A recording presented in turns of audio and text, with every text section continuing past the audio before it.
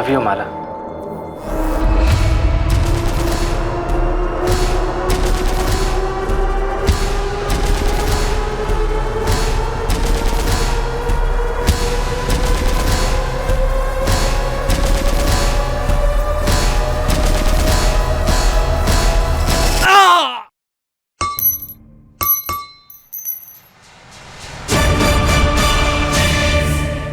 कहते हैं कि पति पत्नी का रिश्ता स्वर्ग में तय होता है, लेकिन अगर दोनों में से एक भी इस रिश्ते की गरिमा को संभालने में असफल साबित हो तो दोनों की जिंदगी नर्क बन जाती है। भोपाल में रहने वाले माला और सत्यम राठौड़ की शादी को 1 साल पूरा हुआ था। माला मां बनने वाली थी और सभी इस बात से बहुत खुश थे, लेकिन इस सब के बीच एक ऐसा सच पनप रहा था जो सबकी नजरों से बचा हुआ था।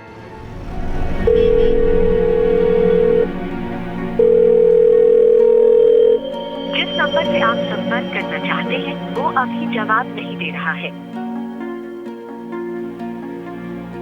माला, दूध पी ले और नाश्ता कर ले। माँ, सुबह सुबह दूध नहीं, चाय दे दे।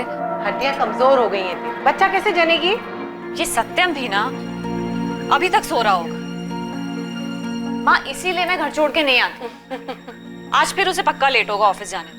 बच्चा नहीं है वो, उठ जाएगा। तू अपना ध्यान रख, दूध पी ले और नाश्ता कर ले और थोड़ी देर आराम कर ले। नहीं माँ, उठेगा तो फिर फोन करके बोलेगा कि उठाया क्यों।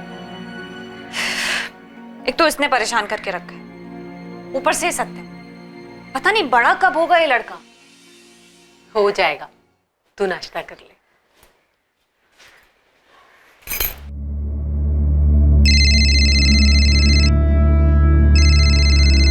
तुम्हारा दिमाग खराब हो गया क्या? देखिए, आई थिंक हमें थोड़ा पेशेंस से काम लेना चाहिए। के सर ने सिर्फ अनुष्का को अंदर बुलाया है, किसी और को नहीं। ठीक मैम आप जाइए। मैं आती हूँ। सत्यम, हमें ठीक नहीं लग रहा अनुष्का।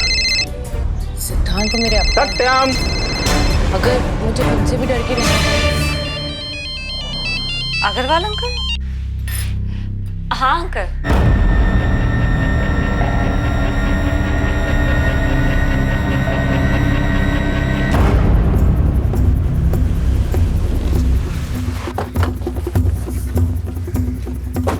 हटिए, पीछे हटिए। चलिए। विक्टिम का नाम सत्यम राठौर है, इसलिए 1 साल से अपनी बीवी माला के साथ यहाँ रह रहा था। सर पर बार बार हमला करने के बाद भी दोनों हाथों की नसें काटी गई है ताकि बचने का कोई चांस ही न रहे। वैसे इरादा चोरी का तो नहीं लगता, घर का सारा सामान अपनी जगह पे ही है। जी सर, अलमीरा और ड्रॉवर्स भी लॉक्ड है। लगता नहीं किसी ने जबरदस्ती खोलने की कोशिश की। तो जब मर्डर हुआ घर में कौन कौन था? सर कोई नहीं, बीवी मायके गई हुई होशंगाबाद। पड़ोसियों ने उन्हें इन्फॉर्म कर दिया है। मेरी भी बात हो गई। तो बॉडी किसे मिली? एक पड़ोसी ने, सुनील अग्रवाल।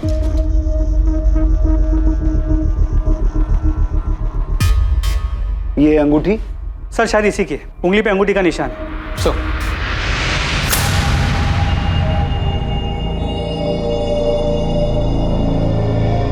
रात में शायद यहाँ पार्टी हुई है, 3 लोग थे। बीवी मायके गई है तो रोकने वाला भी कोई नहीं होगा। हो सकता है शराब ज्यादा होगी, कहासुनी बढ़ गई। पड़ोसियों से पता करो, कल रात किसी ने झगड़े की कोई आवाज सुनी थी या फिर घर में किसी को आते जाते देखा हो? सर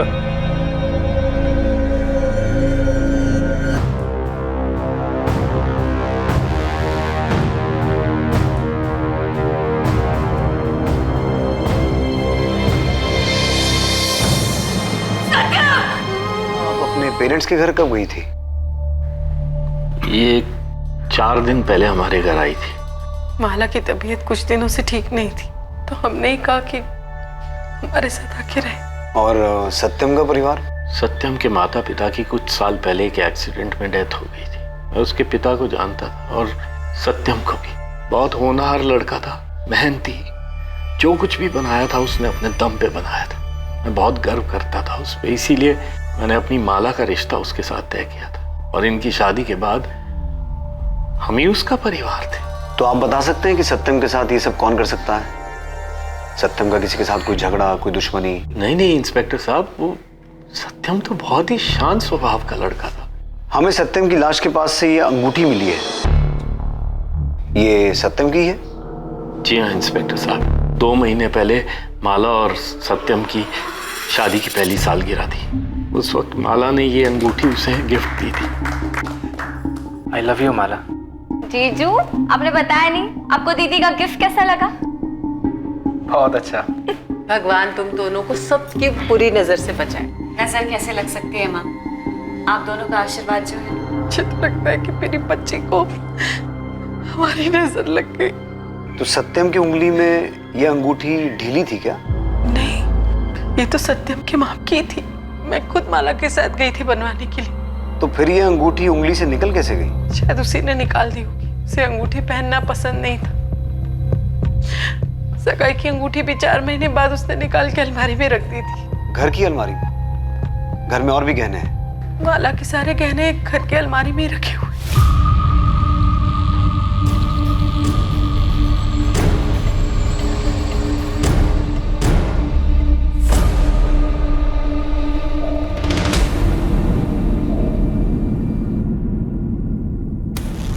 ये सत्यम की सगाई की अंगूठी है। आप हमेशा ये गहने घर पे रखती हैं? जी। इंस्पेक्टर, कातिल ने घर में पड़े गहनों को हाथ तक नहीं लगाया, जबकि अलमारी की चाबी वहीं गद्दे के नीचे रखी हुई थी। पर सर घर के बाकी सामान में से भी कुछ गायब नहीं। मेरी माला से बात हुई। तो अगर इरादा चोरी का नहीं था तो कातिल ने सत्यम की उंगली से वो अंगूठी निकाली क्यों होगी? सर ये हो सकता है कि जब सत्यम के सर पे वार हुआ और वो गिरा, गिरते समय उसके उंगली से वो अंगूठी निकल गई। ऐसा हो सकता है यादव, लेकिन माला की माँ दिव्या ने बताया था कि वो अंगूठी सत्यम के हाथ में एकदम फिट थी और सत्यम की बॉडी पर लड़ाई झगड़े का कोई निशान नहीं है। तो फिर वो अंगूठी उसकी उंगली से निकली कैसे होगी? सर मुझे लगता है सत्यम के मर्डर के पीछे उन्हीं 2 लोगों का हाथ है जिनके साथ उसने पार्टी की। एक बार वो दोनों मिल जाए तो इस अंगूठी का मसला भी सुलझ जाए। और उन दोनों में से शायद एक औरत थी। हो सकता है वही झगड़े का कारण रही हो और सत्यम की मौत का भी।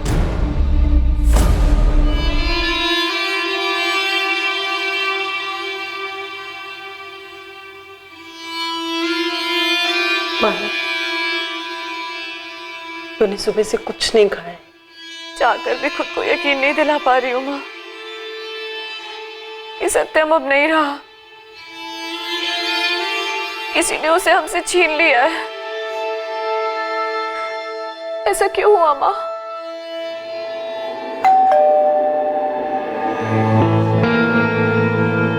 माँ दीदी कैसी है?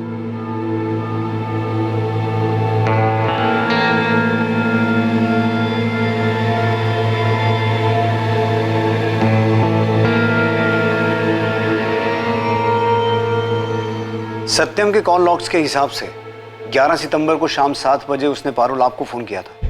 हाँ, सत्यम जीजू का कॉल आया था। क्या बात हुई थी? एक्चुअली मैं 2 दिन से दिल्ली में थी। मेरा बैंक पीओ का एग्जाम देने गई थी। उनका परसों कॉल आया था सर, ये पूछने की एग्जाम की प्रिपरेशंस कैसी जा रही हैं और बेस्ट ऑफ लक विश करने। माला, ये आपका है? जी नहीं। माला, हमें आपसे अकेले में कुछ बात करनी है।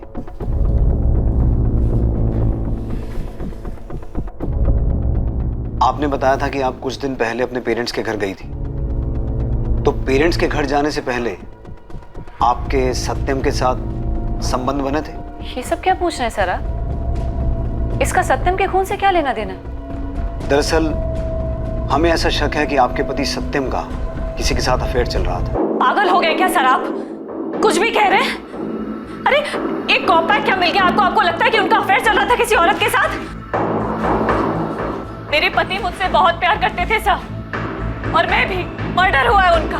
उनके खूनी को ढूंढने की बजाय आप उन्हीं के कैरेक्टर पे उंगली उठा रहे हैं। आपके घर से इस कॉम्पैक्ट के अलावा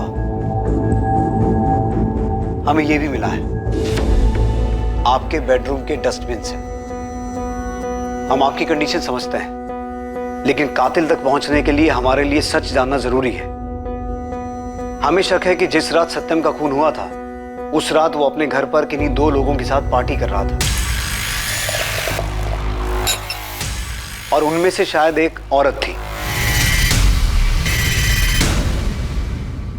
सत्यम ने उस औरत के साथ शारीरिक संबंध बनाए और उसके बाद उन लोगों में किसी बात को लेकर कहासुनी हो गई, जिसकी वजह से सत्यम का खून हुआ। क्या आप हमें सत्यम के ऐसे खास दोस्तों के बारे में बता सकती हैं? कौन हो सकते हैं वो लोग? मुझे ये सब नहीं पता सर। देखिए इंस्पेक्टर साहब, मैं आपको पहले भी कह चुका हूं कि सत्यम बहुत ही शरीफ लड़का था।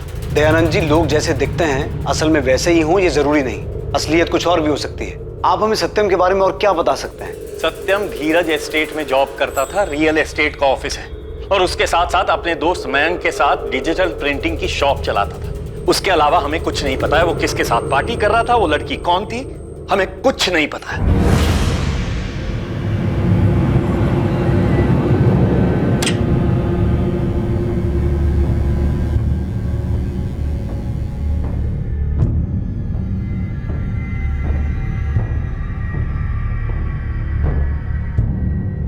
बेटा तूने सुबह से कुछ भी खाया पिया नहीं, थोड़ा सा दूध पी ले।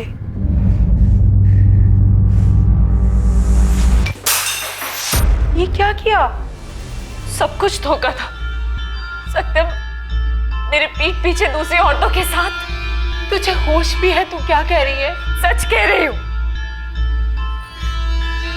जब मैं यहाँ अपना और हमारे होने वाले बच्चे का ध्यान रख रही थी, तब वो वहां अपने दोस्तों और उन औरतों के साथ रंगरलियां मना रहा था।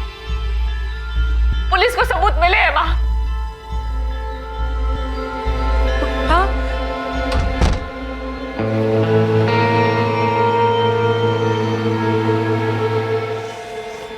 कितनी गर्मी है। अरे जीजू ला तो रहे हैं तेरी कोल्ड कॉफी। ये रहे तुम दोनों की मैंगो शेक्स। अरे पर मैंने तो कोल्ड कॉफी मंगाई थी, मैंगो शेक तो पारुल ने लाने के लिए कहा था ना। अब इसी से मैनेज कर लो ना, ऑफिस जाने के लिए बहुत लेट हो रहा है। तुम्हें अपनी बीवी की बिल्कुल भी फिक्र नहीं है, बस अपनी साली से प्यार करती हूँ।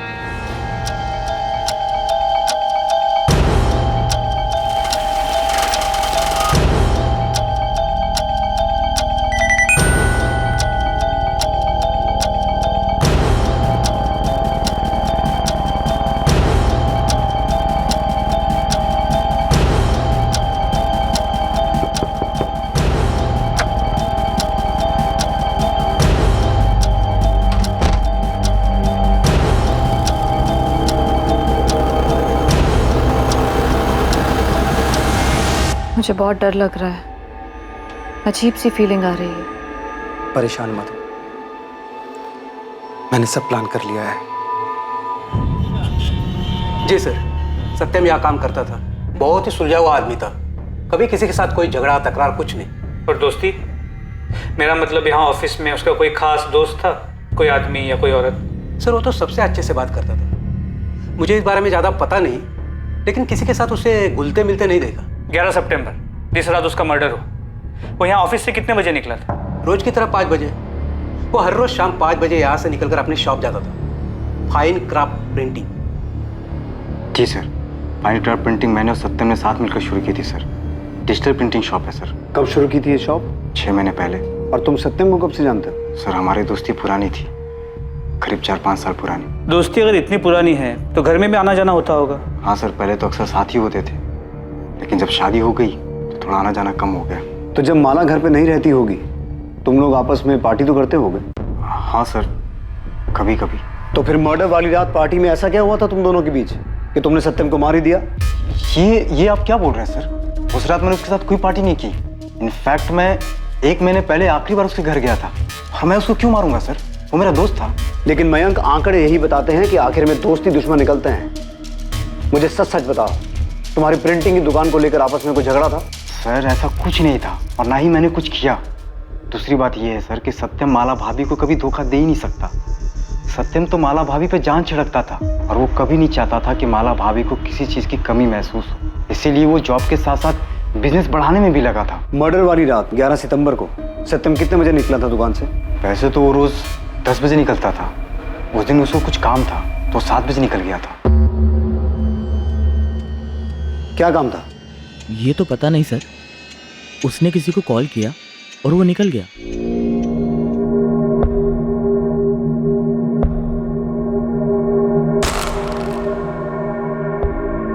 मैं क्या करूं? मुझे कुछ समझ नहीं आ रहा। पारुल, तुम बेकार में टेंशन ले रही हो। मेरा यकीन करो, कुछ नहीं होगा।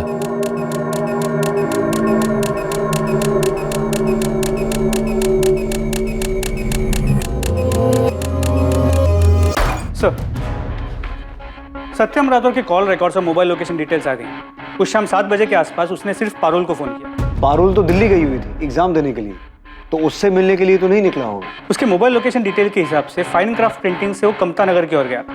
तो वहाँ से करीब रात 10 बजे के आसपास अपने घर वापस आया। अगर घर में पार्टी हुई थी तो प्लानिंग भी हुई होगी, दोस्तों को फोन किया गया होगा, या फिर हो सकता है कि पार्टी का प्लान पहले से ही बना हो, वो अपने दोस्तों से मिलने कमता नगर गया हो और उन्हें लेकर अपने घर चला गया हो। इस सत्यम का बैकग्राउंड चेक करने के लिए मैंने एक आदमी को काम पे लगा दिया। वो कहाँ जाता था, क्या करता था, ये सभी डिटेल्स जल्दी मिल जाए। गुड।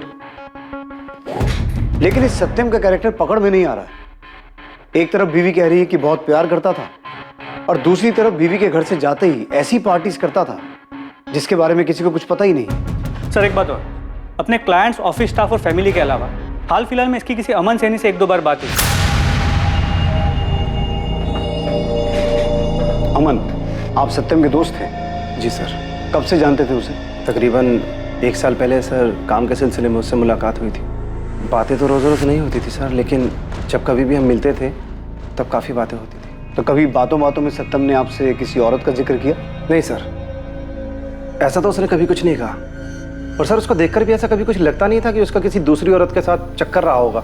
11 सितंबर की रात 10 से 1 के बीच में तुम कहाँ थे? घर पे था सर। लेकिन आप ये क्यों पूछ रहे हैं? उस रात सत्यम ने अपने घर में 2 लोगों के साथ पार्टी की थी और उनमें से एक औरत भी थी। नहीं सर, ना तो मैं वहाँ था और ना ही इस बारे में मैं कुछ जानता हूँ। और सर उसकी वाइफ प्रेग्नेंट है। मैं सत्यम को ऐसी किसी भी चीज़ में सपोर्ट नहीं करता। ठीक है अमन, तुम जा सकते हो। Thank you sir.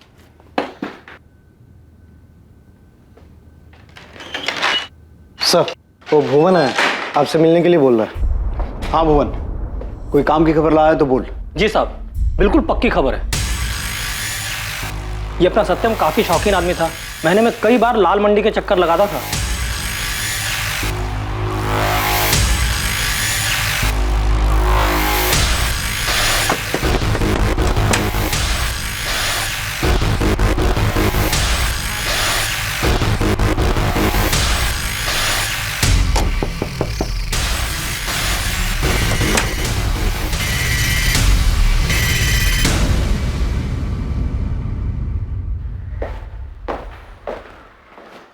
सत्यम राठौर को जानती थी?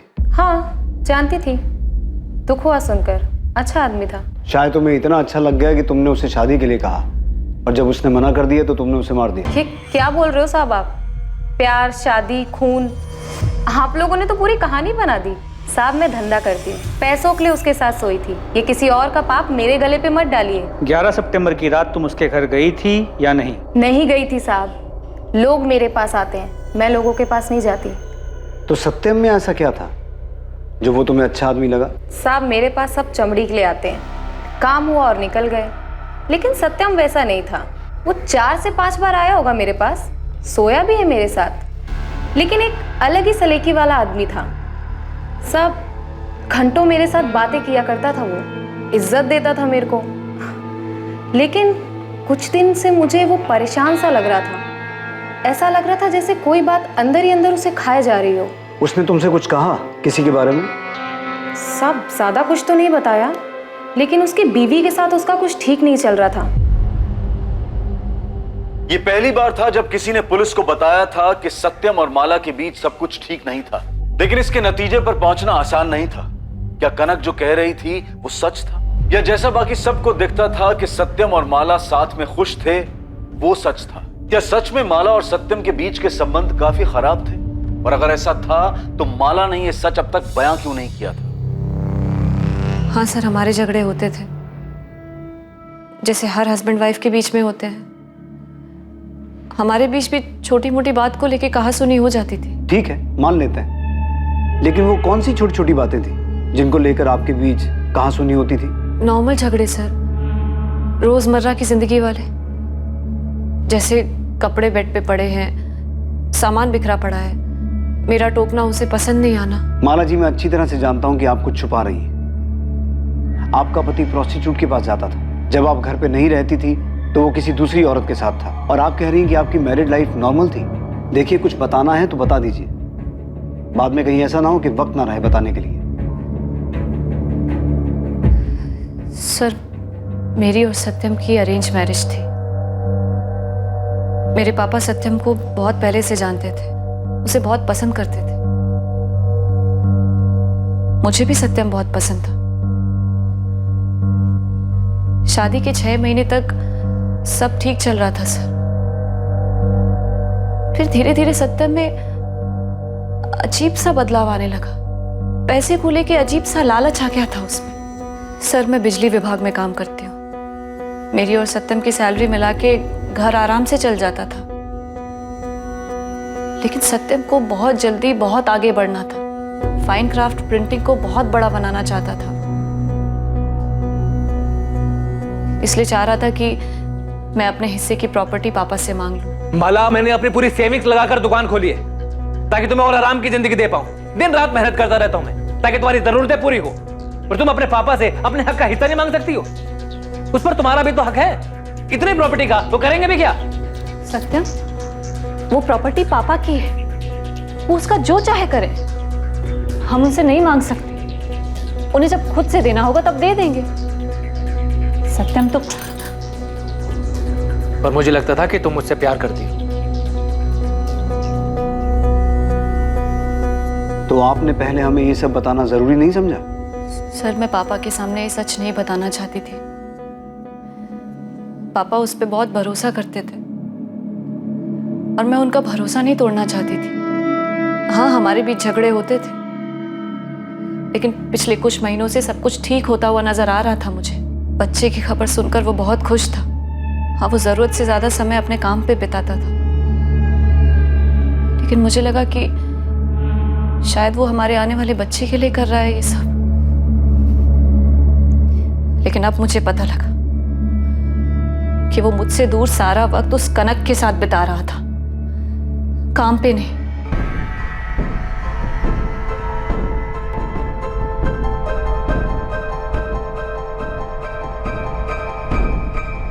मुझे बहुत डर लग रहा है। पुलिस अभी सिर्फ माला दीदी से पूछताछ कर रही है, लेकिन अगर उन्होंने घर के लोगों के बारे में पता लगाना शुरू किया तो सारा सच सामने आ जाएगा।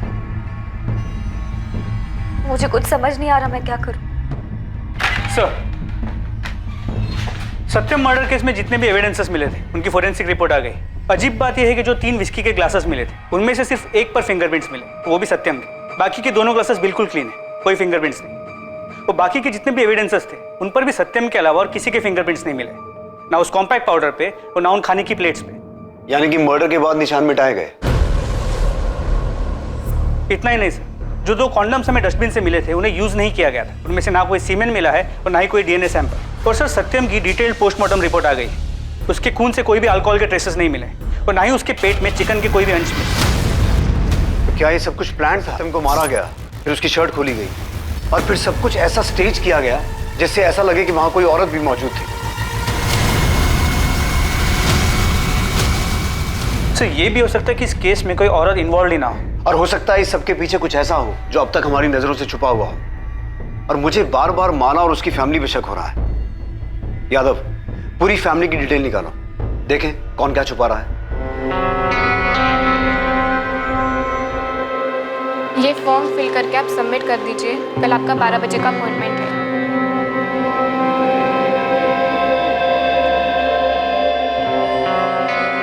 ये मेरा बच्चा है, मैं इसे कुछ नहीं होने दूंगा।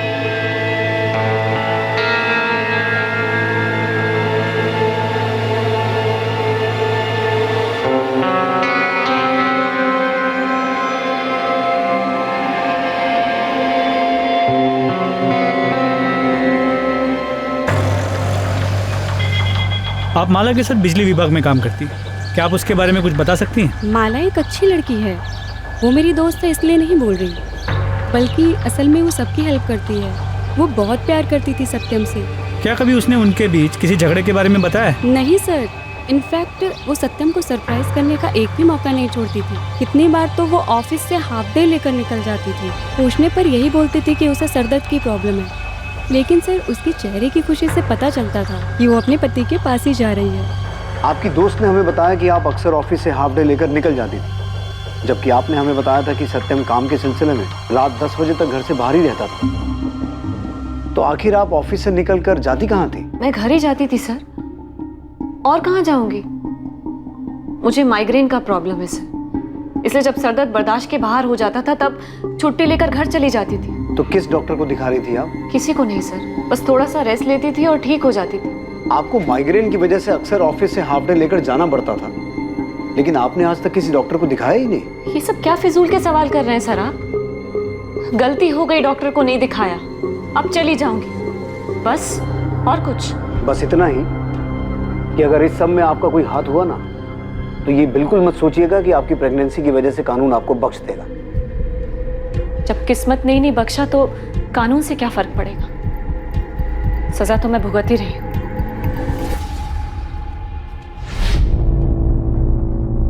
डोंट वरी, अंडर एनेस्थेशिया आपको कुछ भी पता नहीं चलेगा। ओके, आप आराम से लेटे रहिए। अगर माला को पता चल गया था कि सत्यम उसे धोखा दे रहा है, तो भी माला को उसे मारने की जरूरत नहीं थी, उसे छोड़ सकती थी। अच्छे घर से, फैमिली सपोर्ट कर। माला की रिएक्शन को देखकर मैं खुद नहीं समझ पा रहा हूँ कि वो सच बोल रही है कि झूठ। लेकिन माला के अलावा सत्यम को मारने का किसी के पास मोटिव नहीं है।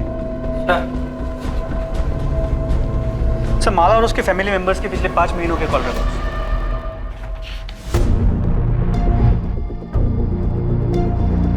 सर ये तो हाँ, 11 सितंबर की रात सत्यम कमता नगर में किससे मिलने गया था, इसकी डिटेल हमारे सामने ही थी। माला और उसका पूरा परिवार शुरू से ही झूठ बोल रहा है। अपने आदमी को काम पे लगाओ। कमता नगर के जितने भी होटल, लॉजेस और रेस्टोरेंट्स हैं, हर जगह पूछताछ करो। इस बार सबूत के साथ ही उनका सामना करेंगे। देखते हैं कौन सी कहानी बचाती है उन्हें।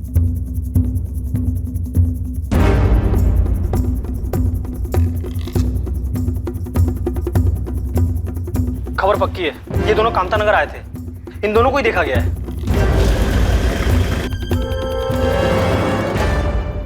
तुमने इसे देखा था? हाँ सर, वो लड़की कमरे में इसी आदमी के साथ थी, बहुत रो रही थी साहब। फिर क्या हुआ? सर मैं बस कमरे में चाय देने के लिए गया था, उसके बाद क्या हुआ मुझे नहीं पता। इसके अलावा कुछ देखा या सुना? सर एक बात और, हर इंसान के व्यक्तित्व के कई पहलू होते हैं। कई बार जो जैसा दिखता है असल में वैसा होता नहीं। इस केस में हर बार सत्यम के बारे में जो पुलिस सोच रही थी, नतीजा बिल्कुल उससे अलग ही निकल रहा था। एक बार फिर पुलिस को सत्यम की जिंदगी के एक छुपे हुए पहलू के बारे में पता चला था। क्या इस बार जैसा दिख रहा था वैसा ही था? क्या इस बार ये गुत्थी आखिरकार सुलझने वाली थी? तुमने अब तक हमसे जो भी कहा झूठ कहा। तुम 11 सितंबर की रात कमता नगर में सत्यम से मिली थी और उसके वहां से जाने के बाद तुम पीछे पीछे उसके घर तक गई, उसका मर्डर किया और फिर सब कुछ ऐसे स्टेज किया जिससे ये लगे कि वो वहां पार्टी कर रहा था, किसी औरत के साथ था। आप क्या कह रहे हैं सर? मैंने ऐसा कुछ नहीं किया है। ठीक है, तुम मत बताओ, हम इससे पूछ लेते हैं।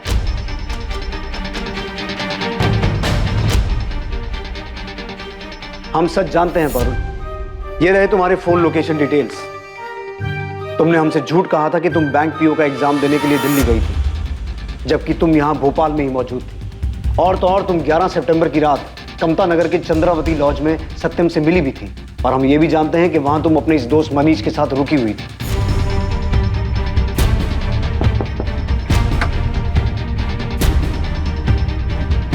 तुम्हारे ब्लेस्ड मैटरनिटी क्लिनिक के डिटेल्स भी हैं हमारे पास, जहां तुमने 2 दिन पहले ये अबॉर्शन करवाया था। क्या था ये पारुल? Love triangle? सत्यम के साथ रिलेशन बनाने के बाद तुम्हें मनीष से प्यार हो गया और जब सत्यम ने विरोध किया तो तुमने सत्यम को रास्ते से हटा दिया। वो बच्चा सत्यम का था, इसीलिए अबॉर्ट करवाया। नहीं सर, ऐसा कुछ नहीं था। सर मैं मनीष से प्यार करती हूँ और जीजू ये बात जानते थे, लेकिन मनीष मेरे कास्ट का नहीं है और पापा हमारे रिश्ते के लिए कभी नहीं मानते। और ऊपर से मैं प्रेग्नेंट हो गई सर, इसलिए मैंने जीजू को मिलने के लिए लॉज में बुलाया था। पारुल, तुम पापा को मनाओ या मैं उनसे बात करता हूँ? पापा नहीं मानेंगे जीजू, और कर शादी करने जितने पैसे भी नहीं है हमारे पास, और ना ही मनीष के पास कोई जॉब है। जीजू आप तो समझ सकते हैं ना, आप ही की तरह इसकी फैमिली में भी कोई नहीं है। भैया मैं पारुल से बहुत प्यार करता हूँ, मैं उसे हमेशा खुश रखूंगा। देखो मनीष, पारुल, मैं ज्यादा से ज्यादा तुम्हारे पापा से बात कर सकता हूँ, और क्या कर सकता हूँ। हाँ, लेकिन तुम दोनों की भागने में बिल्कुल मदद नहीं करूंगा मैं। अगर हम मनीष की सर्टिफिकेट्स पर उसका सरनेम चेंज कर दे और आप पापा को कन्विंस कर दे कि मनीष आपके ही गांव से है, आपका जानने वाला है, तो पापा मान जाएंगे। वो आपकी बात कभी नहीं टालेंगे जीजू। तुम पागल हो गई हो? तुम माँ पापा को धोखा देना चाहती हो? अगर तुम मनीष से प्यार करती हो तो हिम्मत करके पापा से बात करो, उन्हें मनाओ। वो नहीं मानेंगे, मैं जानती हूँ जीजू। वो जबरदस्ती मेरा अबॉर्शन करवा देंगे और किसी और के साथ शादी करवा देंगे। मेरी जिंदगी बर्बाद हो जाएगी जीजू।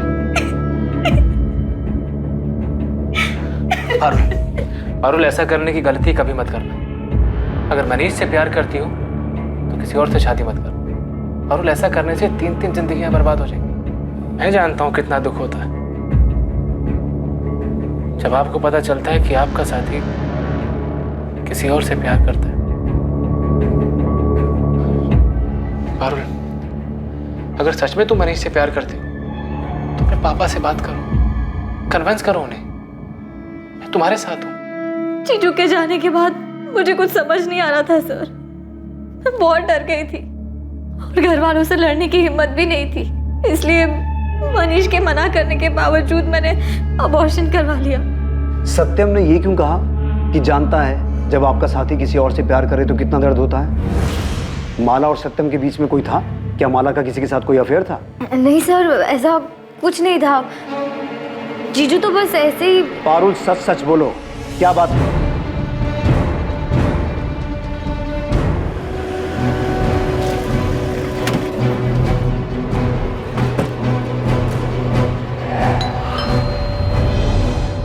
एक बात मुझे शुरू से ही खटक रही है कि जब चोरी नहीं करनी थी तो कातिल ने सत्यम को मारने के बाद उसकी उंगली से यह अंगूठी क्यों निकाली?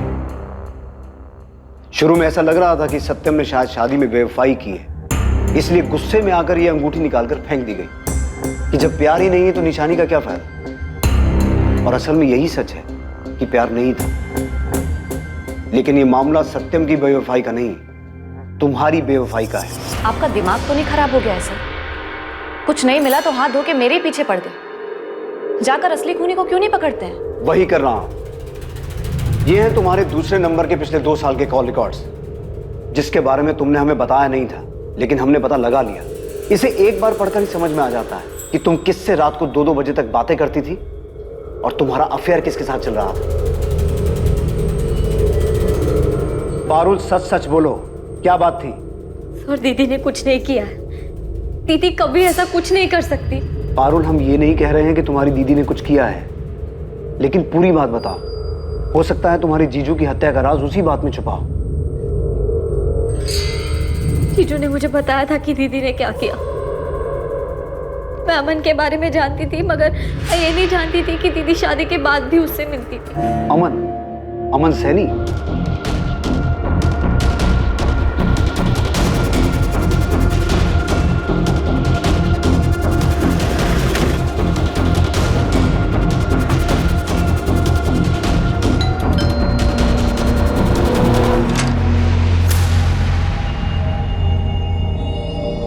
हम जानते हैं माला कि तुम्हारा और अमन का पिछले 2 साल से अफेयर चल रहा था, जिससे तुम अपने इस दूसरे नंबर 4442198221 से रेगुलर टच में थी। नहीं सर, ऐसा नहीं, ऐसा जैसा आप सोच रहे हैं। अमन ने अपना जुर्म कबूल कर लिया है माला। अब सच छुपाने का कोई फायदा नहीं है। बोलो माला। सर, मैं सत्यम से शादी करने के पहले से अमन से प्यार करती थी।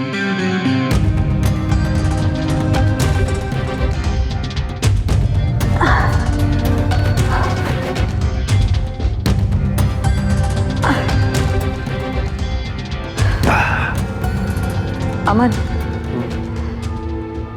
पापा मेरी शादी तय कर रहे हैं किसी सत्यम के साथ।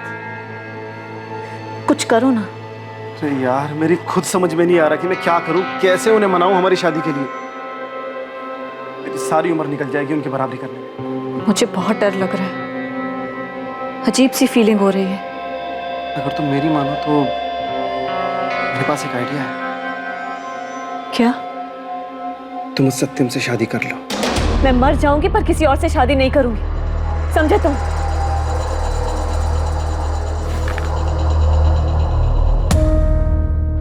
तुम परेशान मत हो माला, मैंने सब प्लान कर लिया है।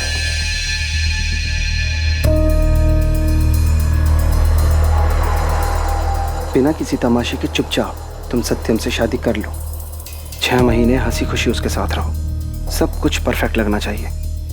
फिर उसे डिवोर्स दे देना। बहाना हम सोच लेंगे या बना लेंगे। सत्यम, मैं नहीं रह सकती तुम्हारे साथ। अरे टाइम कहाँ है तुम्हारे पास मेरे लिए?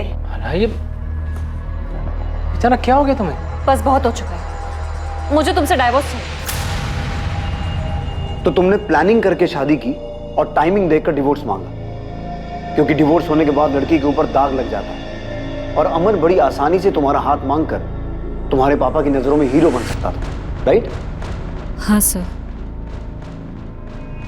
पहले तो सत्यम को लगा कि उससे ही कोई गलती हुई है, पर फिर जब मैं डाइवोर्स पे अड़ी रही तो उसे मुझ पर शक हुआ और वो मुझ पर नज़र रखने लगा।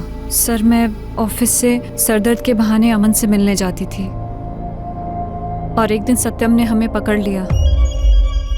सत्यम, मैं अमन से बहुत प्यार करती हूँ। कब से चल रहा है तुम दोनों का ये सब? शादी के पहले से। तो इतने दिनों तक तुम दोनों मिलकर मुझे बेवकूफ बना रहे थे। माना तुमने शादी की मुझसे, अमन तूने दोस्ती की मुझसे, और मेरे पीठ पीछे तुम दोनों रलियां मना रहे थे। पर अब जब तुम्हें सब कुछ पता चली गया है सत्यम, तो फिर दे दो ना डाइवोर्स मुझे। डाइवोर्स दे दूं ताकि तुम्हारी ये प्लानिंग कामयाब हो जाए? माला, बेवकूफ बनाया तुमने मुझे, झूठी शादी रचाई है मेरे साथ। तुम दोनों ने मिलकर इस्तेमाल किया मुझे। सत्यम, मैंने भी बहुत कुछ खोया है तुम्हारे साथ इस रिश्ते में आकर, तुम्हारे साथ रातें बिताई हैं। तुम्हारा क्या नुकसान हुआ है इसमें? माला, चिल्लाओ मत सत्यम। मैं भी चिल्ला सकती हूँ, और तुम्हें क्या मिलेगा मेरे साथ रह के? आखिर क्यों परेशान कर रहे हो तुम इस तरह से मुझे? बहुत हो गया सत्यम, पेपर्स बनवाओ और डाइवोर्स दो मुझे। माला, मेरी ये बात कान खोल के सुन लो तुम। डाइवोर्स तो तुम्हें हर हाल में नहीं दूंगा मैं। मेरी जिंदगी बर्बाद करके तुम्हें खुश नहीं रहने दूंगा। और अगर दोबारा तुमने ये डाइवोर्स का नाटक किया ना मेरे सामने, तो सब कुछ जाके तुम्हारे पापा को बता दूंगा। फिर ये नाटक उनके सामने जाके करना। अगर वो पापा को सब सच बता देता तो पापा मुझे अपनी जायदाद से बेदखल कर देते, और अमन का काम भी बहुत अच्छा नहीं चल रहा था। सर, मैं डर गई थी, और ये सत्यम भी जिद पे अड़ा हुआ था कि मुझे डाइवोर्स नहीं देगा, लेकिन मुझे किसी भी कीमत पर उससे अलग होना था।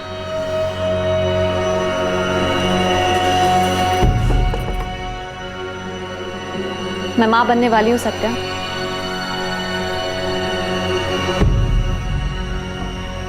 बाप बनने वाला है, जानकर अमन बहुत खुश है। हम दोनों का बच्चा इस दुनिया में आएगा, हमारे प्यार की निशानी। अब देखती हूँ कि तुम मुझे डाइवोर्स कैसे नहीं देते हो। हर रोज अमन का बच्चा मेरे पेट में पलेगा और तुम्हें यकीन दिलाएगा कि मैं तुम्हारी नहीं, अमन की हूँ। माला, तुम्हें जो करना है कर लो, डाइवोर्स तो तुम्हें मैं कभी नहीं दूंगा। सत्यम, वो तो मैं करूंगी। छुटकारा तो तुमसे लेकर रहूंगी, चाहे जो हो जाए। ये जो तुमने मुझे पल पल अपने साथ बांध कर रखा है ना, पछताओ। अब उसने मेरे पास और कोई चारा नहीं छोड़ा था। तभी मैंने सोच लिया था कि सत्यम को अब जाना होगा। फिर तब से ही मैंने और अमन ने मिलना बंद कर दिया। फिर मैंने सत्यम और अपने घर वालों को ये दिखाया कि हम में बहुत प्यार है, और सत्यम को भी यही लग रहा था कि मैं इस शादी को एक और चांस देना चाहती हूँ। इसलिए हमारी पहली सालगिरह में मैंने उसे ये अंगूठी दी थी।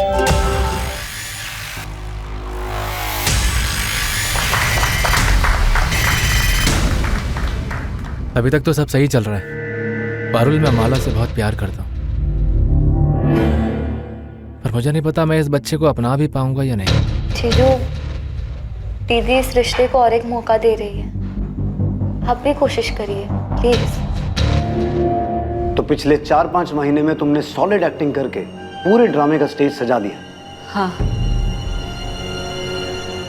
मेरा दूसरा फोन मेरे पास शादी के पहले से था, हम उसी के जरिए बात करते थे। फिर मैंने ऑफिस से छुट्टी ली और 4 दिन के लिए माँ पापा के घर आ गई। फिर 11 सितंबर की सुबह अपने दोस्त के पास जाने के बहाने मैं भोपाल आई। फिर अमन के साथ सत्यम के घर गई। याद रखना, ये जो हम कर रहे हैं ना, अपने लिए और अपने होने वाले बच्चे के लिए कर रहे हैं। हमारे पास और कोई रास्ता नहीं है। उसने मुझे बहुत परेशान किया है, मुझे उसकी एक एक चीख सुननी है, समझे?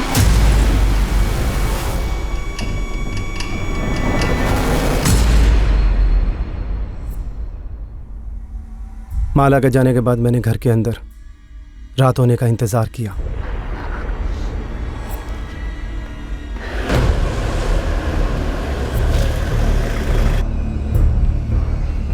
माला, लगता है वो आ गया। तुम्हें उसकी चीखें सुननी थी ना? तैयार है ना?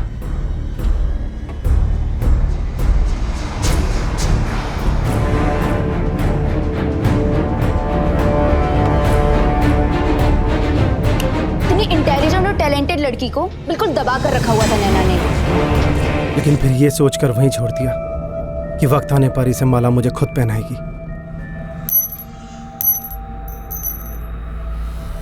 अगर वो खुद मुझे डाइवोर्स दे देता तो हमें उसे मारने की जरूरत ही नहीं होती। सामने से मांग रही थी, लेकिन उस पर तो अहंकार का भूत सवार था। और तुम पर बदले का। सत्यम की मरते वक्त चीखें सुनना चाहती थी तुम। आखिर इतनी नफरत क्यों थी माला? उसने तुम पर कभी हाथ उठाया, तुम्हें कभी टॉर्चर किया? उसकी गलती सिर्फ इतनी थी कि वो तुम्हें प्यार करता था, तुम्हें छोड़ना नहीं चाहता था। तुम अमन के साथ रहना चाहती थी माला, अब अपने बच्चे के साथ भी नहीं रह पाओगी। बहुत कुछ सोचा था तेरे लिए, तेरे बच्चे के लिए। तूने अपने बच्चे के बारे में एक बार भी नहीं सोचा। बहुत बड़ी गलती कर दी तूने। गलती नहीं विद्या, इसने तो खेल रचा था हम सबकी जिंदगी के साथ, धोखा दिया हम सबको। किस लिए किया इतना सब कुछ? उस 2 टके के लड़के के लिए या मेरी जायदाद के लिए? आज शर्म आ रही है मुझे तुझे अपनी बेटी बुलाते हुए। तुझे अपने बच्चे का ख्याल एक बार भी नहीं आया? ये क्या कर दिया तूने?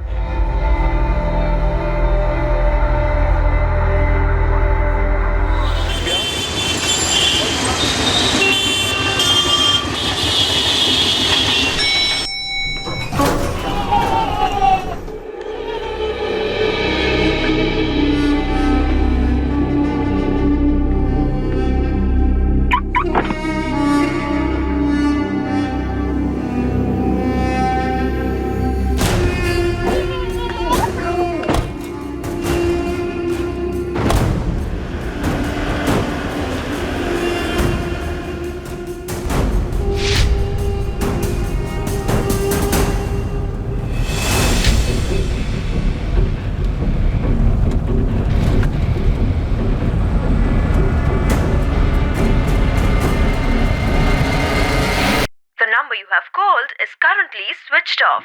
Please try again later. Thank you. तुम्ही डायल केलेला नंबर बंद आहे. कृपया थोड्या वेळाने पुन्हा प्रयत्न करा. The number you have called is currently switched off. The number you have called is switched off. आपके द्वारा डायल किया हुआ नंबर अभी बंद है. महानिधि का फोन बंद आ रहा है. आशीष का फोन भी ट्राई किया, वो भी बंद आ रहा है. कल मैंने दोनों को फोन लगाया था, तब भी दोनों के फोन बंद थे. अतुल, मुझे कुछ ठीक नहीं लग रहा है. माँ, तुम एक काम करो, आशीष के पापा का फोन ट्राई करो. हो सकता है आशीष और निधि रितिका और आर्यन को लेकर कहीं बाहर गए हो, या हो सकता है उसके घर कहीं गुरुग्राम में गए हो. नमस्ते गायत्री जी, बहुत दिनों के बाद. रविंद्र जी, आशीष और निधि बच्चों को लेकर वहाँ दिल्ली आया है क्या? 2 दिन से मैं उन्हें फोन लगा रही हूँ, दोनों के फोन बंद आ रहे हैं. नहीं तो आने वाले थे क्या वो लोग? लेकिन आशीष ने तो मुझे इस बारे में कुछ बताया नहीं. और ऐसे कैसे दोनों का फोन बंद आ रहा है? आपकी कुछ बात हुई थी इन दिनों उनसे? उन्होंने कुछ बताया था ऐसा कि कहीं बाहर जाने का प्रोग्राम बनाया हो? और गायत्री जी, 1 हफ्ता पहले मेरी आशीष से बात हुई थी, वही हर बार की तरह हालचाल जानने के लिए बस. मेरी भी 4 दिन पहले बात हुई थी निधि से. बातों से लग रहा था कि वो परेशान है, और अब 2 दिन से उनके फोन भी बंद आ रहे. कुछ हुआ था क्या गायत्री जी? निधि परेशान क्यों थी? आशीष ने इस बारे में कुछ मुझे बताया भी नहीं, कोई जिक्र भी नहीं किया. उसकी बातों से लग रहा था कि वो परेशान है, पर उसने कुछ बताया नहीं. अब मुझे भी चिंता हो रही है गायत्री जी. उन दोनों का फोन ऐसे बंद नहीं रहता है. और दोनों बच्चे कहाँ हैं?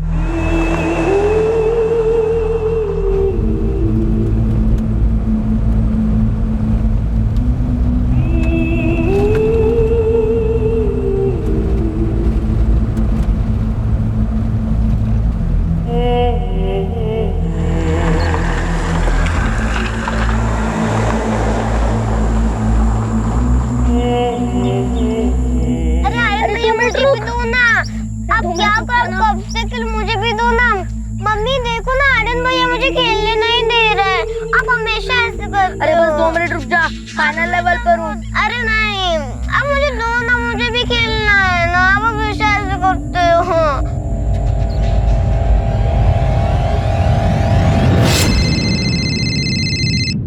हेलो हेलो विवेक, मैं निधि का भाई अतुल बोल रहा हूँ। हम लोग एक बार मिल भी चुके हैं। कौन निधि? आशीष की वाइफ। ओ हाँ अतुल, कैसे हो?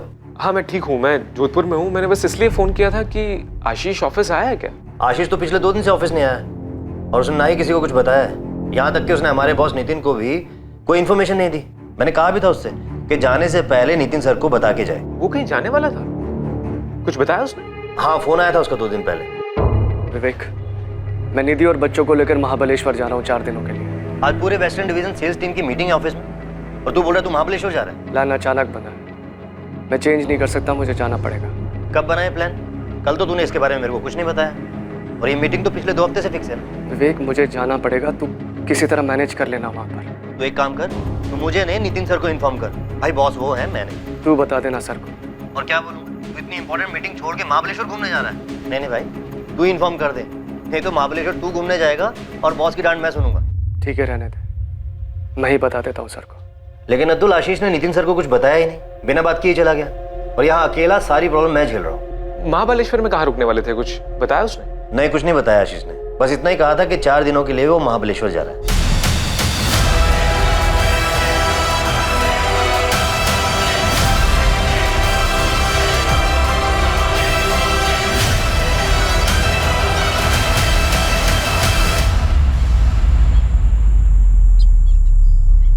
आशीष शर्मा, निधि शर्मा और उनके बच्चे आर्यन और रितिका को घर से गायब हुए अब 4 दिन बीत चुके थे और उनके परिवार वालों के पास उनकी कोई खबर नहीं थी। निधि का भाई अतुल जो कि जोधपुर में रहता था और आशीष के पिता रविंद्र शर्मा जो गुरुग्राम में रहते थे, अब मुंबई के लिए रवाना हो चुके थे। सर ये मेरी बहन निधि शर्मा और ये उसका पति आशीष शर्मा और ये आर्यन और रितिका। आपने इनके घर पे चेक किया? किया था सर, वहाँ ताला लगा है सर। सिक्योरिटी और पड़ोसियों ने बताया कि कुछ दिन से उन लोगों ने देखा ही नहीं है इनको। महाबलेश्वर में ये लोग रुकने वाले कहाँ थे? पहले भी कभी गए हैं वहाँ? सर आशीष ने अपने कलीग विवेक को सिर्फ इतना बताया था कि वो वहाँ जा रहा है। हमें तो इस वेकेशन के बारे में पता ही नहीं था। कहाँ रुकने वाले हैं ये कहाँ से पता होगा सर? हम बच्चों के स्कूल भी गए थे सर, वहाँ भी कोई इन्फॉर्मेशन नहीं थी।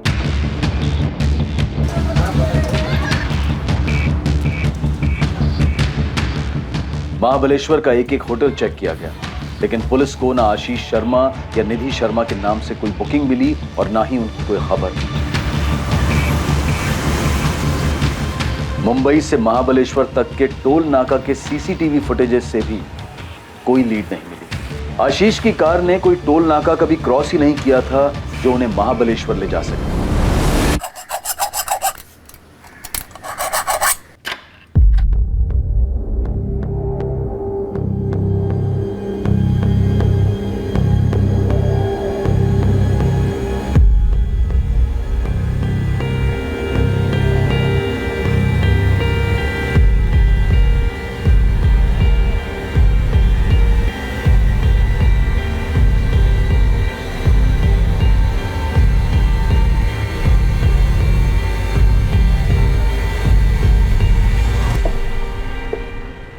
सर, ये 2 मोबाइल मिले। क्या ये दोनों फोन आशीष के ही हैं या आशीष और निधि के? हो सकता है सर, लेकिन मैं पक्का नहीं बोल सकता क्योंकि मुझे नहीं पता वो दोनों कौन सा मोबाइल यूज करते हैं। रुक रहा, ऑन करो फोन।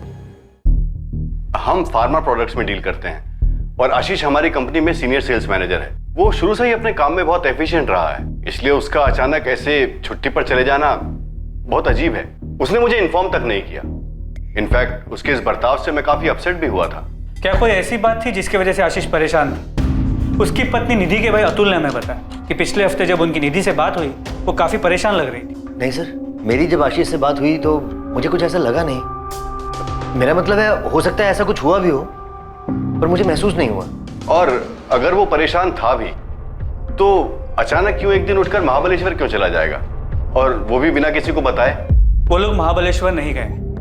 तो फिर कहाँ गए? मेरी तो कुछ समझ में नहीं आ रहा है। वो ऑफिस नहीं आ रहा, महाबलेश्वर नहीं गया, तो आखिर वो लोग गए कहाँ? मैं अभी मिली थी 5 जुलाई की दोपहर को उससे। बच्चों को बस स्टॉप से लेने आई थी, हमारी बात भी हुई। निधि ने तो कोई जिक्र नहीं किया महाबलेश्वर के बारे में। कविता जी, क्या हाल फिलहाल में निधि ने आपसे कोई ऐसी बात कही हो जिससे आपको लगा हो कि वो काफी परेशान है? निधि, तुम एक बार बीकेपी कोचिंग क्लासेस ट्राई करके तो देखो, उनके मैथ्स टीचर बहुत ही अच्छे हैं। कविता, मैंने आर्यन को ऑनलाइन ट्यूटोरियल्स के लिए सब्सक्राइब कर लिया है, वही उसके लिए ठीक है। अरे तेरी बात सही है, लेकिन ऑनलाइन ट्यूटोरियल में टीचर वहाँ खुद तो नहीं होता ना बच्चों को समझाने के लिए, बस कंप्यूटर पे सब कुछ बोल देता है। तू एक बार क्लासेस तो ट्राई करके देख, अगर तू हाँ बोले तो एक दिन मैं अपने पूजा के साथ आर्यन को भी ले जाती हूँ, एक दिन का फ्री ट्रायल ऑर्गेनाइज कर देती हूँ आर्यन के लिए। सच में ऐसे मैथ्स टीचर कहीं नहीं मिलेंगे।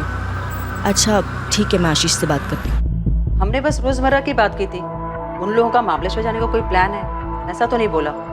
हो सकता है उनके यहाँ घर काम करने वाली कमला को कुछ पता हो। मैडम, मैं 5 तारीख को गई थी उनके घर काम करने के लिए, लेकिन उन्होंने बताया नहीं उन्हें बाहर जाना है, वो भी 4 दिनों के लिए। हमेशा बाहर जाती है तो मुझे बता देती है। कमला, आशीष और निधि के बीच कोई झगड़ा वगैरह हुआ था क्या? मैंने तो कभी ऐसा कुछ भी नहीं देखा है, मैं तो काम करके चली जाती है।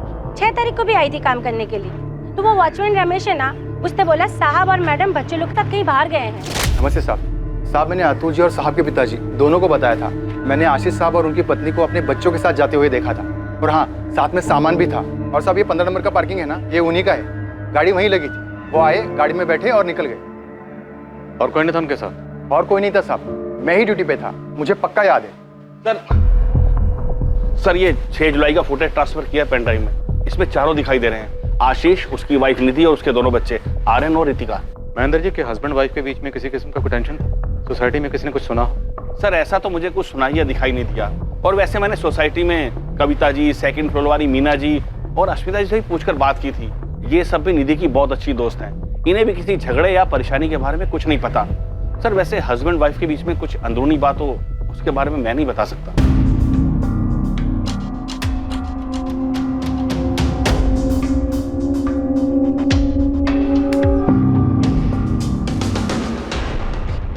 सर आमतौर पे बच्चे तो घूमने फिरने के लिए काफ़ी एक्साइटेड रहते हैं, और यहाँ पर भी बच्चे एक्साइटेड हैं, लेकिन आशीष और निधि, इनके चेहरों को देख के लगता ही नहीं कि ये लोग खुश हैं। आप खुद ही देखिए, ऐसा लग नहीं रहा कि छुट्टी पे जा रहे हैं, चेहरे पे इतनी उदासी। महाबलेश्वर, वहाँ तो ये पहुँचे नहीं। हमने अपनी तरफ से महाबलेश्वर का हर एक होटल, लॉज सब जगह चेक करा है। हमने सर्च ऑपरेशन तो लॉन्च कर दिए, पर किसी भी बाहरी खतरे की संभावना नजर नहीं आ रही। तो साफ है कि महाबलेश्वर वाली बात सिर्फ एक बहाना, लेकिन असल बात कुछ और है, जो सिर्फ पति पत्नी के बीच हुई, जिसकी वजह से परिवार समेत कहीं चले गए। पर सर ऐसा कैसे हो सकता है? दोनों के बीच में कुछ बात हुई हो और हमें भनक तक ना लगी हो। सर अगर दोनों का झगड़ा हुआ होता तो बच्चों पर उसका असर जरूर होता। बच्चे तो खुश नजर आ रहे हैं। हाँ, लेकिन निधि और आशीष वो तो खुश नहीं, और हो सकता है बच्चों को भी कुछ ना पता हो, जैसे आप लोगों को कुछ नहीं पता। किसी खतरे में तो नहीं है सर? मुझे सच में उनकी बहुत फिक्र हो रही है सर। हो भी सकता है, पर आप लोग ही बेहतर बता सकते हैं कि अगर खतरा था तो कहाँ से, क्योंकि बाहर से कुछ नजर नहीं आ। रितिका ने कभी किसी परेशानी के बारे में नहीं बताया। मैंने उसके सारे क्लासमेट से बात की है, अगर कुछ होता तो किसी ना किसी से जरूर कहती।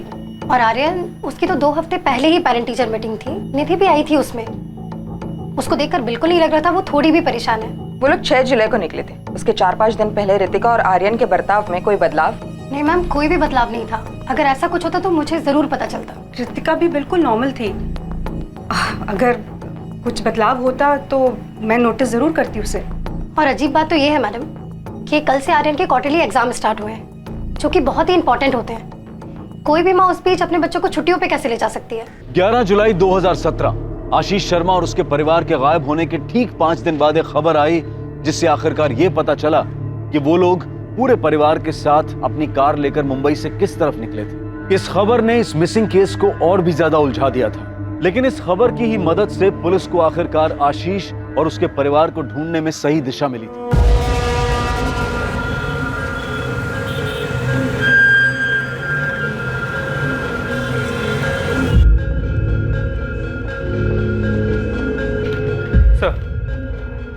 दहीसर चकनाका के सीसीटीवी कैमरा में आशीष की कार की फुटेज मिली।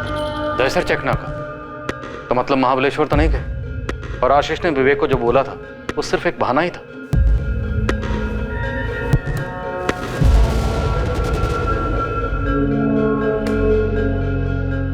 इस तरफ कहाँ जा सकते हैं लोग? एक तो यहाँ से सिर्फ गुजरात जा सकते हैं, या फिर घोड़बंदर रोड से राइट लेके नासिक से। नासिक साइड में जो टोल नाका है वहाँ की 6 जुलाई की सीसीटीवी फुटेज मंगा ली, और गुजरात बॉर्डर पे भी इंफॉर्मेशन भेज दी। दीपक, मुझे लगता है कि सबके पीछे कोई अंदरूनी मामला छिपा हुआ है। खैर, इन चारों के फोटोग्राफ्स इधर दहिसर से गुजरात तक और उधर इगतपुरी से नासिक सभी पुलिस स्टेशन में पहुंचो।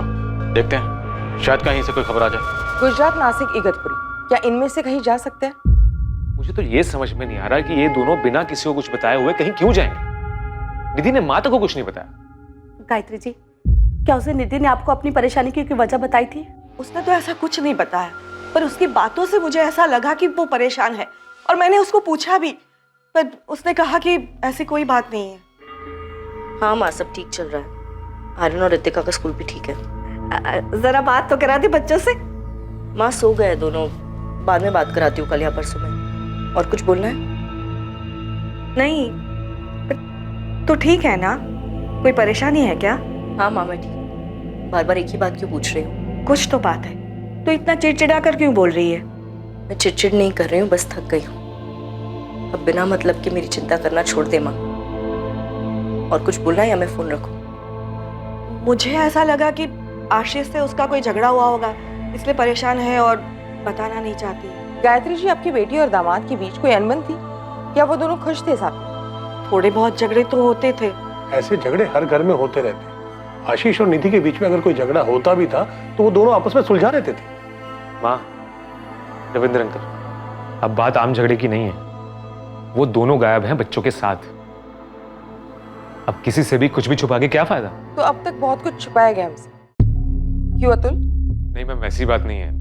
एक्चुअली आशीष और निधि के बीच में 2 महीने में काफी झगड़े बढ़ गए थे और निधि माँ को भी कुछ नहीं बताती थी। जब उसने खुद से कुछ नहीं बताया तो आप लोग क्यों अंदाजा लगा रहे कि झगड़े बढ़ गए थे? रविंद्र अंकल, आप ही बताइए ना, जो मुझे बता रहे थे। क्या बात है रविंद्र जी, अगर कोई भी बात है तो छुपाइएगा नहीं। शायद आपकी कोई बात हमें आपके बेटे, बहू और उनके बच्चों तक पहुंचा सकती है। मैडम, अतुल सही कह रहा है। पिछले 2 महीने से आशीष हमसे ठीक से बात ही नहीं करता था। उसके दिमाग में जरूर कुछ चल रहा था। हाँ, तो वो अपने काम को लेकर भी तो परेशान हो सकता है ना। लेकिन इस साल पहली बार हुआ है कि निधि बच्चों को लेकर छुट्टियों के महीनों जोधपुर नहीं आई। हाँ, तो अगर वो आपके यहाँ नहीं आई तो इस बार वो गुरुग्राम भी तो नहीं आई।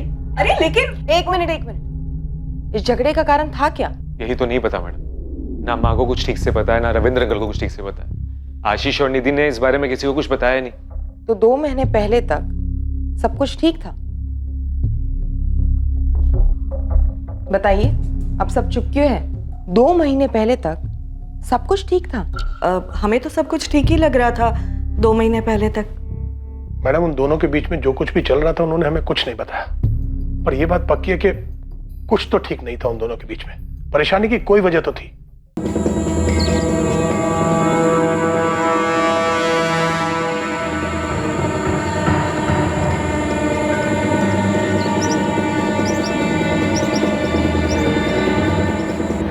दहिसर टोल नाके से आशीष की कार की फुटेज मिलने के ठीक 1 दिन बाद थाने डिस्ट्रिक्ट के मनोर के जंगलों में आशीष की कार मिलने की खबर आई। वहां पर देखो सबके। सर हमें ये गाड़ी उधर ही खड़ी मिली थी। अंदर का नजारा बहुत भयानक है, लाशें मिली। करीब 1 घंटे पहले ये गाड़ी यहाँ लोकेट हुई।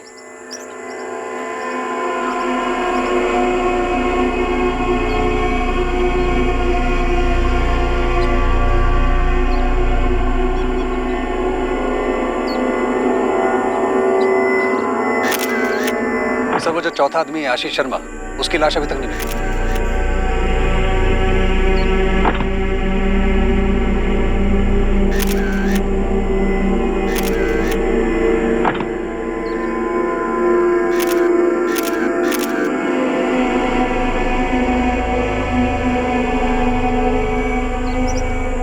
सर आशीष शर्मा की लाश नहीं मिली, लेकिन तलाश जारी है। आखिर इस फैमिली में ऐसा हुआ क्या? इसने जबरदस्ती कुछ किया हो, ऐसा लग तो नहीं रहा। सर चांसेस है कि ये केस सुसाइड का हो।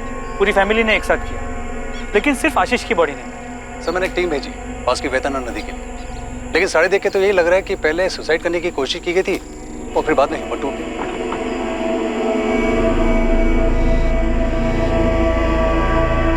उसे एनालिसिस के लिए हमने लैब भेज दिया। इन्हें जहर दिए?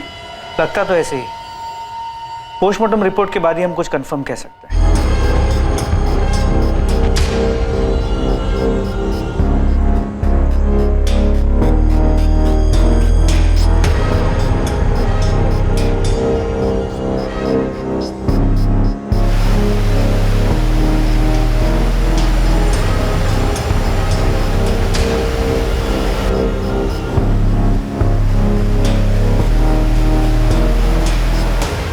इंस्पेक्टर साहब, हमारी तलाश जारी है।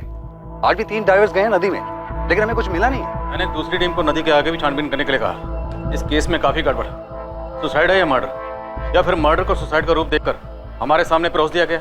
हाँ, बेरामेक्सिन का इस्तेमाल किया गया था। बच्चों को भी यही दवाई दी गई है? हाँ, आपको एक चॉकलेट का बॉक्स मिला था। यस। दवाई शायद उसी में मौजूद थी। बच्चों को मुश्किल से 5 मिनट लगे होंगे कोलैप्स करने में, और उनकी माँ को लगभग 10 मिनट लगे होंगे, और मौत उसके तुरंत बाद ही हो गई। ऑफिसर, आपका अंदाजा बिल्कुल सही है। चॉकलेट्स में बेरामेक्सिन मौजूद है, वो भी काफी ज्यादा क्वांटिटी। ये जो बंदा आशीष शर्मा फार्मा कंपनी में काम करता है, तो पक्का इस ड्रग के बारे में जानता होगा। इनफैक्ट हो सकता है कि इसकी कंपनी इस ड्रग की डिस्ट्रीब्यूटर हो। हाँ सर, हमारी कंपनी बेरामेक्सिन की डिस्ट्रीब्यूटर है। आशीष सेल्स में था और इसके बारे में जानता था। सर, यकीन ही नहीं आता कि आशीष इस तरह खुद की और अपने परिवार की जान ले सकता है। आशीष ने अपने बीवी और बच्चों को मारने के बाद खुद सुसाइड किया है या नहीं, ये अब तक क्लियर नहीं है। हमें सिर्फ उसके बीवी और बच्चों की बॉडी मिली। इतना क्लियर है कि उसने वो जहरीले चॉकलेट्स क्राइम सीन पे नहीं खाए, इसलिए या तो आशीष या उसकी डेड बॉडी अब तक मिसिंग है।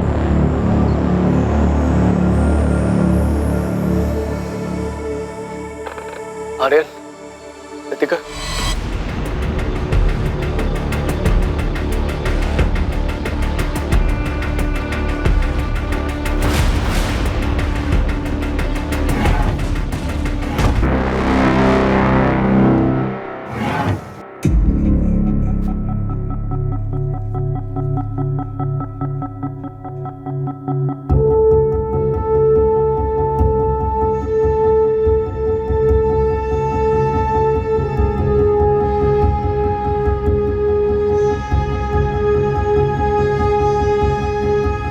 सर, ये बेरामेक्सिन की 4 खाली बॉटल्स और 2 सिरिंजेस।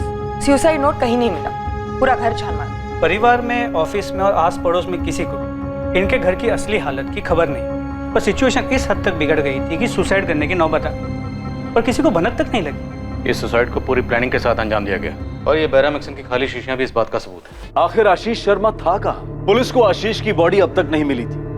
क्या आशीष और निधि दोनों ने सोच समझकर साथ मिलकर इस सुसाइड को प्लान किया था? और अगर ऐसा था भी तो इस प्लान में बच्चों को क्यों शामिल किया गया? और ऐसी कौन सी बात थी जिससे पूरा परिवार इतना परेशान था? और फिर इतना बड़ा कदम उठाने से पहले आशीष और निधि ने अपने अपने परिवारों से बात तक नहीं की। आशीष और निधि के परिवार और जान पहचान वालों के अलावा पूरा शहर ही इस विचित्र सामूहिक आत्महत्या के केस के बारे में सुनकर हैरान था। कई अनुमान लगाए जा रहे थे, लेकिन सब के सब सच से कोसों दूर थे। मैडम, ये रहे आशीष और उसकी पत्नी निधि शर्मा के अकाउंट डिटेल्स। उनका एक हाउसिंग लोन है, लेकिन कभी उसका डिफॉल्ट नहीं हुआ। सारी इंस्टॉलमेंट्स टाइम पर आई है। कोई सस्पिशियस ट्रांजैक्शन, कोई खरीदी बिक्री जो गैरकानूनी हो? मैडम, इसकी जानकारी तो मैं नहीं दे पाऊंगा। आपको आशीष शर्मा की कंपनी या उसके सीए से बात करनी चाहिए। हाँ, इस हाउसिंग लोन के अलावा उसके 4 एफडीज, एक म्यूचुअल फंड अकाउंट और एक डीमैट अकाउंट भी है। अगर मुझसे पूछिए तो मुझे नहीं लगता आशीष शर्मा किसी तरह के फाइनेंशियल स्ट्रेस में था। सर, पिछले 6 महीनों में कंपनी के काम के सिलसिले में आशीष भुवनेश्वर, कोलकाता, लखनऊ और पटना जाते रहे। क्या इन सभी जगहों पे एकोमोडेशन आपकी कंपनी देती? जी हाँ, सारी डिटेल्स हैं हमारे पास। Sir, MN group of hotels. जब भी कोई एम्प्लॉय कंपनी के काम से बाहर जाता है तो यही रुकता है। क्या आशीष पर काम या परफॉर्मेंस का कोई स्ट्रेस था? काम का और परफॉर्मेंस का स्ट्रेस किसके ऊपर नहीं होता? मेरे ऊपर है, विवेक और कंपनी के पूरे स्टाफ के ऊपर है। पर उसके ऊपर अलग से ऐसा कौन सा स्ट्रेस था, ये समझ में नहीं आ रहा। और अगर सर उसको कोई स्ट्रेस था भी, कोई टेंशन थी भी, तो किसी से वो बात करता, किसी को बताता। और सर, आपके कहने पर मैंने हमारे सारे क्लाइंट से बात भी की है, स्पेशली जिनके साथ आशीष डील करता था, लेकिन उनमें से भी किसी ने नोटिस नहीं किया कि आशीष परेशान था। ऐसा भी क्या टेंशन थी, कौन सा स्ट्रेस था जिसके चलते उसने पूरे परिवार को मार दिया, बच्चों तक को नहीं छोड़ा?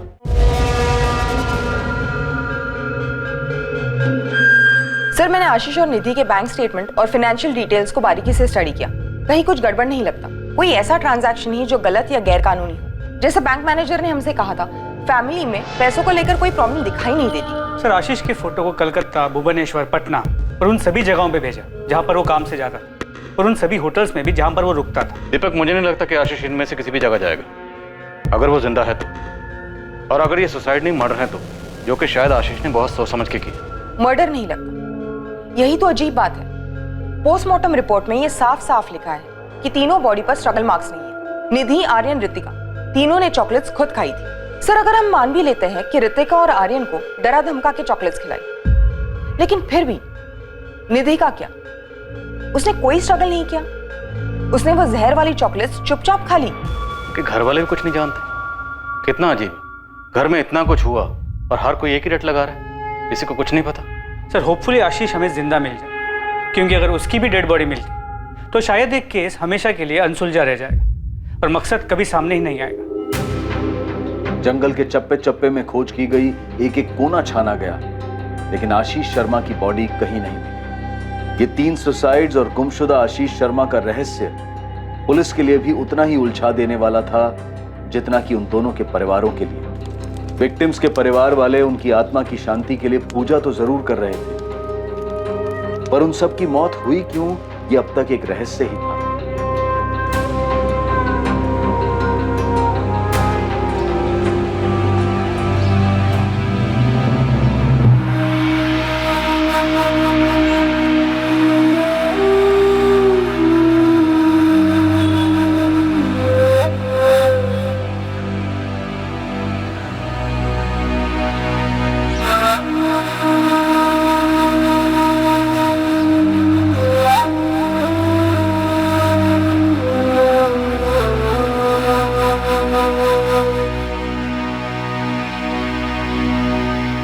आशीष शर्मा जिंदा था और दर दर भटक रहा था, दिशाहीन और निर्जीव।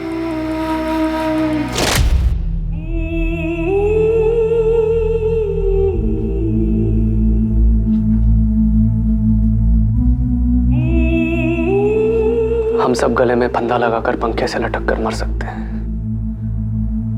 पहले बच्चे, फिर तुम, फिर मैं।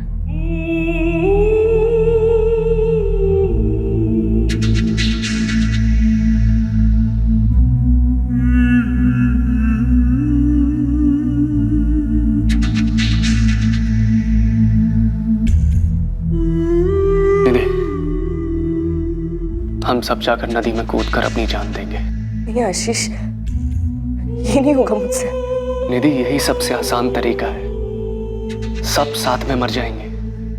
नहीं नहीं, समझने की कोशिश करो। इसके अलावा जो भी तरीका होगा वो बहुत दर्दनाक होगा। हम सबकी बर्दाश्त के बाहर। हमारा तो ठीक है, मगर बच्चों का क्या? निधि, निधि, प्लीज मेरी बात समझो। नदी में कूद के जान लेना ही सबसे सही। नहीं आशीष, नहीं। बस।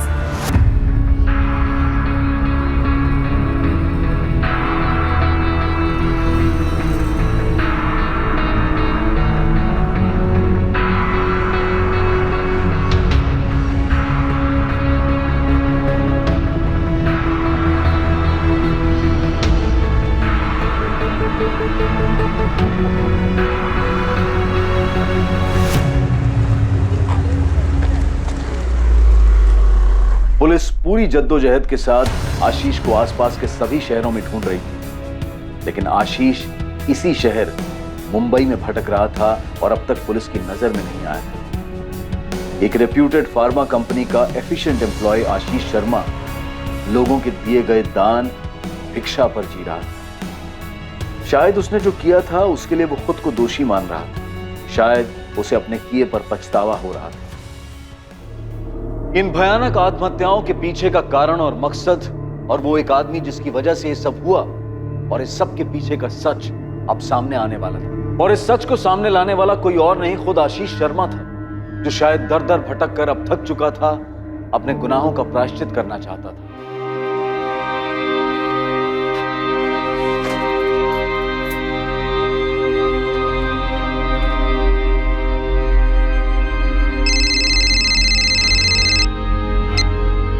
हेलो विवेक। आशीष, थक गया हूं मैं, थक गया हूं भटकते भटकते।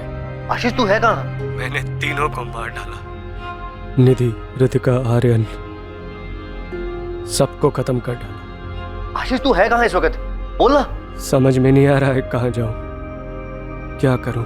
आशीष तू कुछ मत कर, तू मुझे ये बता तू है कहाँ, मैं आता हूँ तुझे लेने के लिए।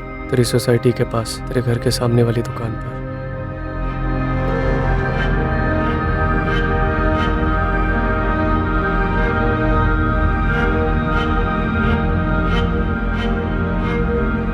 आशीष, आशीष, ये तूने क्या कर दिया?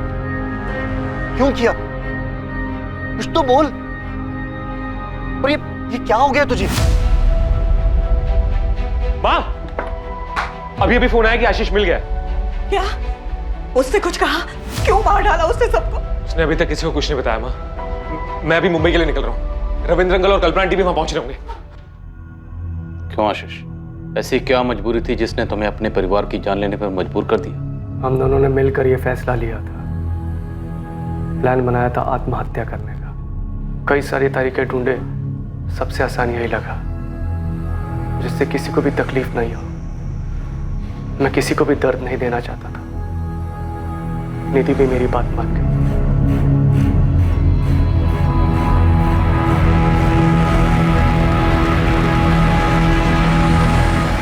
तुम दोनों ने प्लान किया था सुसाइड का? आखिर क्यों? सर, ऐसी जिंदगी जीने का कोई फायदा नहीं था। मैं घुट-घुट के नहीं जीना चाहता था। सारी गलती मेरी थी। निधि और बच्चे बेकसूर थे। कैसी गलती आशीष? कौन सी गलती? आखिर ऐसी कौन सी गलती थी जिसने तुम्हें 3 जिंदगी लेने पे मजबूर कर दी?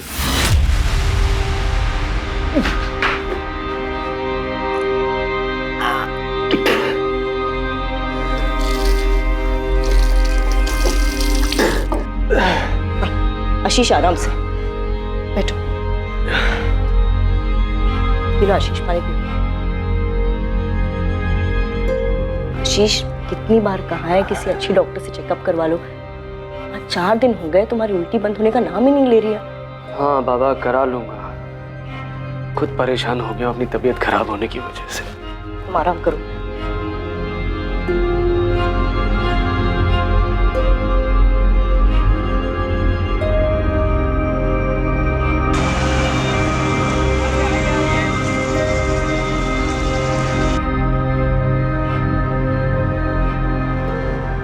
आशीष शर्मा जी। 3500। मैम बता सकते हैं इसमें क्या लिखा है? ये आपको सिर्फ डॉक्टर साहब ही बताएंगे। मेरा काम सिर्फ रिपोर्ट देना है।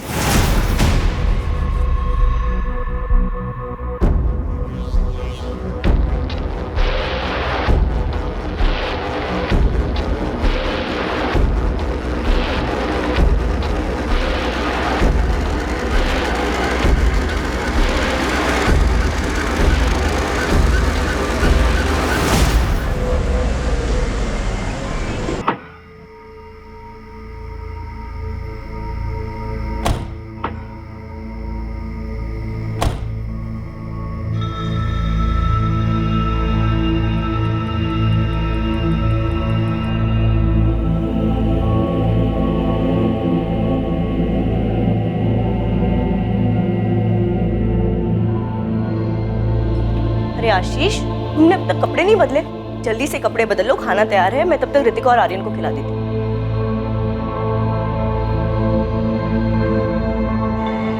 क्या हुआ, तुम ठीक हो ना? आशीष, क्या हुआ? कुछ बोलोगे? कुछ बताना है तुम्हें। क्या बताना चाहते हो? जब मैं ऑफिस के काम से पटना गया था, मैंने अपना चेकअप करवाया था और इस बार कोलकाता के ट्रिप में फिर से सारे टेस्ट करवाए। मुझे लगा पटना की रिपोर्ट गलत आई होगी, मगर दोनों जगह के रिजल्ट एक ही है। निधि, हम HIV पॉजिटिव। आशीष, लेकिन ऐसा कैसे हो सकता है? ऐसे कोई HIV पॉजिटिव तो नहीं।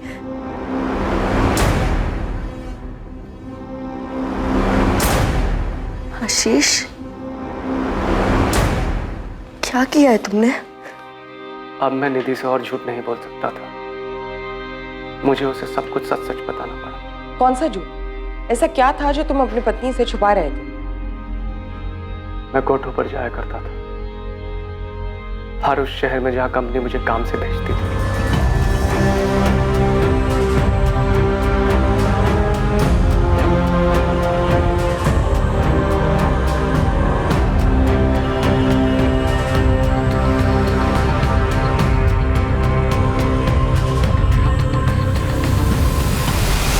कुछ दिनों से, बल्कि कुछ महीनों से मुझे बड़ा अजीब सा लग रहा था। लगातार तबीयत खराब रहती थी, भूख नहीं लगती थी, बहुत कमजोर हो गया था। मैंने पहले भी टेस्ट करवाए थे, लेकिन निधि को बताने की कभी हिम्मत नहीं हुई। उसे क्या बताता, खुद मुझे यकीन नहीं हो रहा था। फिर क्रॉस चेक करने के लिए मैंने कोलकाता में फिर से सारे टेस्ट करवाए। जो हो चुका था मैं उसे बदल नहीं सकता था, लेकिन मुझे डर था कि मेरी गलती की वजह से कहीं निधि भी तो इस बीमारी की शिकार नहीं बन गई है। निधि इस बात से बहुत नाराज थी, परेशान थी, टूट चुकी थी, लेकिन हमारे हालात उससे भी ज्यादा भयानक थे। मेरे साथ साथ अब वो भी घुट रही थी। आखिरकार मुझे निधि को समझाना पड़ा कि इस बीमारी के चलते हमारी जिंदगी का अंत दर्दनाक ही होगा और हमारे बाद हमारे बच्चे बिखर जाएंगे, अकेले रह जाएंगे। लगभग 2 महीने तक इस समस्या के बारे में बात करने के बाद निधि और मैंने ये तय किया कि ऐसी दुख और तड़प भरी जिंदगी जीने से बेहतर मर जाना होगा। निधि, हम हमारी फैमिलीज और बाहर समाज के लोगों को कैसे मुंह दिखाएंगे? इस बीमारी के नाम पर ही लोग घिन से देखते हैं। और आर्यन और रितिका, उनका क्या? हमारे जाने के बाद क्या हाल होगा उनका? उनके माँ बाप की बीमारी का कारण जानने के बाद लोगों ने कभी चैन से जीने नहीं देंगे। सबसे बचने का सिर्फ एक तरीका है, हमें खुद को खत्म करना होगा। हमने मरने के कई तरीके ढूंढने की कोशिश की, फिर ये तरीका सामने आया। मैं एक आदमी को जानता था जिसके पास उसका स्टॉक था। मैंने उसे झूठ बोल दिया कि हॉस्पिटल में इमरजेंसी में इसकी जरूरत है, और उसने वो बॉटल्स मुझे दे दी। तुम सबके मरने का प्लान था, पूरे परिवार का? जी। तुम कैसे बच गए? बीमारी तो तुम्हें ही थी ना? मैं डर गया था सर, हिम्मत हार गया था मैं। और निधि की रिपोर्ट्स वो कहाँ है? मैंने निधि का टेस्ट नहीं करवाया था। तुमने निधि के टेस्ट कभी करवाए नहीं, तो तुम्हें कैसे पता था कि निधि HIV पॉजिटिव थी? सर, वो मेरी पत्नी थी और एक नॉर्मल कपल की तरह हमारे बीच भी फिजिकल रिलेशन था, तो स्वाभाविक है अगर मुझे HIV पॉजिटिव है तो उसे भी होगा। और बच्चे, उनका क्या? उन्हें क्यों मार डाला? बच्चे बेकसूर थे सर, उन्हें तो पता भी नहीं था कि हमने क्या प्लान किया। लेकिन हमारे जाने के बाद कौन संभालता उनको? मैं और निधि उन्हें अनाथ बनाकर नहीं जाना चाहते थे। समाज में जब सबको पता चलता कि उनके माँ बाप को HIV पॉजिटिव है, जीना दुश्वार हो जाता उनका यहाँ। तुमने निधि के टेस्ट नहीं करवाए, बच्चों का कोई लेना देना नहीं था इनसे, और तुमने उन सबकी जिंदगी खत्म करने का फैसला ले लिया। मैं और निधि नहीं चाहते थे कि हमारे जाने के बाद हमारे बच्चे किसी भी परेशानी का सामना करें, इसीलिए फैसला हमने मिलकर लिया था। लेकिन निधि तो मर गई और तुम जिंदा। तुमने अपनी बीमारी की वजह से निधि को मौत के मुंह में कूदने पर मजबूर किया। तुम डर गए? तो मुझे भी मार दीजिए सर, मेरी वजह से मेरी बीवी, मेरे बच्चे सब चले गए। मुझे भी जीने का हक नहीं है सर, मार दीजिए सर, मुझे भी मार दीजिए सर। क्या बकवास कर रहा है आदमी? सर, मुझे इसकी बात पे बिल्कुल भी यकीन नहीं। सर, कुछ और ही हुआ है। कुछ और हुआ तो हम उसे ढूंढ निकालेंगे, ये हमारे लिए भी जानना जरूरी है। पर सर, ऐसा कैसे हो सकता है? सर, निधि के साथ इतनी बड़ी बात हो गई और उसने हमें कुछ भी ना बताया हो। और सर, रिपोर्ट्स कहाँ हैं जिसमें लिखा है कि निधि HIV पॉजिटिव थी?